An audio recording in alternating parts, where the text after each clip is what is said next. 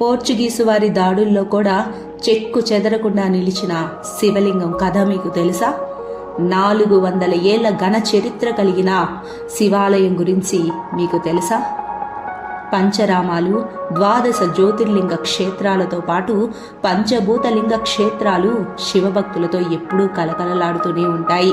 అయితే అవి మాత్రమే కాకుండా పరమేశ్వరుడు స్వయంగా సంచరించిన మరికొన్ని శైవ క్షేత్రాలు కూడా ఉన్నాయి. ఆ కోవలోకి చెందిన అతి ప్రాచీన శైవ క్షేత్రం శ్రీ మంగేషి. ఇంతకు ఈ క్షేత్రం ఎక్కడుంది, ఈ క్షేత్ర విశేషాలు ఏమిటి అనేది ఈ కథనంలో తెలుసుకుందాం. డిఎన్ భక్తి ఛానల్కు మీకు స్వాగతం. శ్రీ మంగేషి మందిరం గోవాలో ఉంది. గోవా అంటే అందరికీ అది ఒక ఆట విడుపు ప్రదేశమని, ఆధునికతకు మారుపేరని అనుకుంటారు. కానీ గోవా చుట్టుపక్కల ఒక హైందవ సంస్కృతి దాగి ఉంది. గోవా ఒకప్పుడు కేంద్రపాలిత ప్రాంతంగా ఉండి ప్రస్తుతం అతి చిన్న రాష్ట్రంగా ఉన్న గోవా ప్రకృతి సౌందర్యానికే కాదు, ఆలయాలకు కూడా ప్రసిద్ధి చెందింది. ఆధ్యాత్మిక కేంద్రంగా విరాజిల్లుతున్న ఈ ప్రదేశం సనాతన ధర్మానికి కూడా పేరెన్నిక గలది. ఇక్కడ పరమేశ్వరుడు స్వయంభూగా వెలిసిన మందిరం శ్రీ మంగేషి మందిరం. ఇక్కడ సాక్షాత్తు పరమేశ్వరుడు విహరించాడని ఆలయ స్థల పురాణం ద్వారా తెలుస్తోంది. ఈ ఆలయ స్థల పురాణాన్ని గమనిస్తే కనుక ఒకసారి కైలాసంలో పార్వతీ పరమేశ్వరులు సరదాగా ఆటలాడుకుంటున్న సమయంలో పార్వతీదేవి గెలిచి శివుడు ఓడిపోయాడట.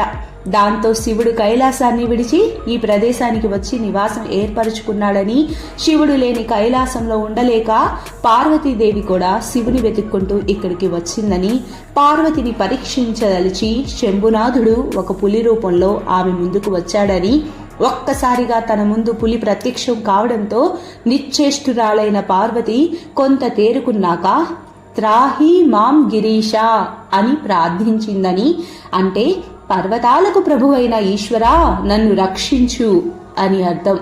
వెంటనే పరమేశ్వరుడు తన నిజ రూపంలో పార్వతి ముందు ప్రత్యక్షం కాగానే అమ్మవారి ఆనందానికి అవధులు లేకుండా పోయాయట. అమ్మవారు ఉచ్చరించిన మాం గిరీష అనే పదమే కాలక్రమేణా మంగేష్గా శ్రీ మంగేషిగా మారిందని ఆలయ స్థల పురాణం ద్వారా తెలుస్తోంది. ఇక్కడ ఆలయ చరిత్రను గమనిస్తే కనుక పరమశివుడు ప్రత్యక్షమైన జువారీ నది ఒడ్డునే శ్రీ మంగేషి ఆలయాన్ని నిర్మించారు. కొంతకాలం తర్వాత పోర్చుగీసు వారు ఈ ప్రాంతాన్ని ఆక్రమించి ఆలయాన్ని ధ్వంసం చేశారు.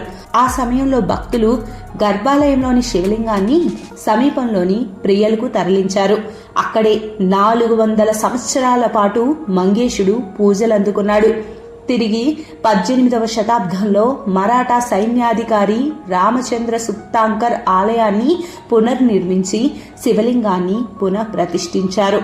మరి ఈ ఆలయ విశేషాల గురించి తెలుసుకుందాం. శ్రీ మంగేషి ఆలయంలో ఉన్న ఎత్తైన దీపస్తంభం భక్తులను ఆకర్షిస్తూ ఉంటుంది.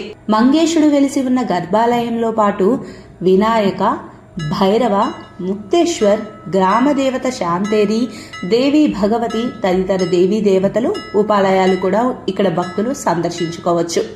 ఇక పూజోత్సవాలను గమనిస్తే శ్రీ మంగేషి ఆలయంలో ప్రతిరోజు నిత్య పూజలతో పాటు సోమవారం అభిషేకాలు, అర్చనలు జరుగుతాయి. ప్రతి మాసంలో వచ్చే మాస శివరాత్రి రోజు ప్రత్యేక అభిషేకాలు, పూజలు జరుగుతాయి. అలాగే కార్తీక మాసం నెల రోజులు ఆలయం దీపాల శోభతో కాంతులీనుతూ ఉంటుంది. ఇక మహాశివరాత్రి సందర్భంగా జరిగే జాతర చూడటానికైతే పొరుగు రాష్ట్రాలైన కర్ణాటక, తెలంగాణ, మహారాష్ట్ర నుంచి భక్తులు భారీ ఎత్తున తరలి వస్తూ ఉంటారు. మరి ఈ ప్రదేశానికి ఎలా చేరుకోవాలి అని గమనిస్తే కనుక గోవాకు దేశంలోని అన్ని ప్రాంతాల నుంచి రైలు, విమాన, బస్సు సౌకర్యాలున్నాయి.